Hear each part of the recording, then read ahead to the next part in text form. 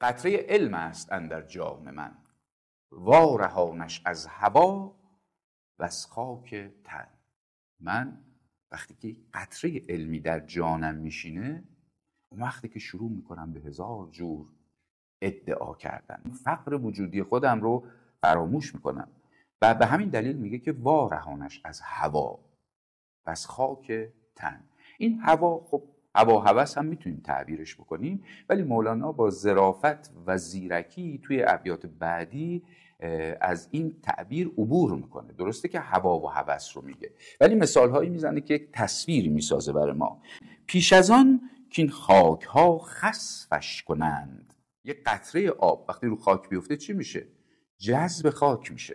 ما انسان ها خاکی هستیم و این دانش اندک که یک قطره هم هست در وجود ما ناپدید میشه. بنابراین ما با یک قطره انگار کارمون را نمیفته، بلکه بایستی به دریا متصل بشیم. توی مصرع بعد میگه پیش از آن که این بادها نشفش کنند. نشف شدن یعنی تبخیر شدن. بنابراین هیچ امیدی نیست که با یک قطره آب بشه ادامه داد. بنابراین بایستی به دریای دانش خداوند این رو متصلش کرد.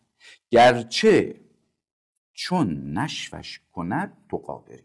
من نگرانی ندارم، چرا که حتی اگر نشف بشه یعنی تبخیر بشه، بره به فضای بیکرانگی آسمان، بازم تو قادری که اونو برش گردونی. یه اشاره ظریفی هم شاید به این هست که چرا عرفا از مرگ نمی‌ترسند؟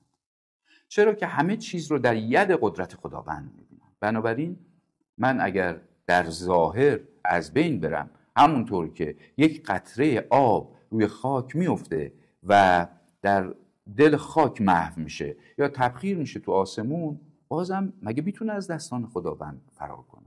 بنابراین وجود من در دستان خداونده و من هیچ احساس نگرانی نمی کنم. در یک آرامش محض به سر میبرم. قطره‌ای کو در هوا شد یا که ریخت، شد یعنی رفت در هوا یا که ریخت روی خاک، از خزینه قدرت تو کی گریخت.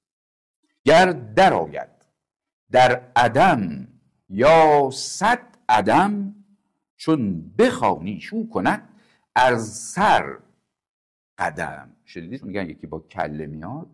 همه موجودات چنان در قبضه قدرت خداوند هستند که وقتی که خداوند اونها رو فرا میخونه، اونها با همه وجودشون بدو در خدمت خداوند حاضر میشن.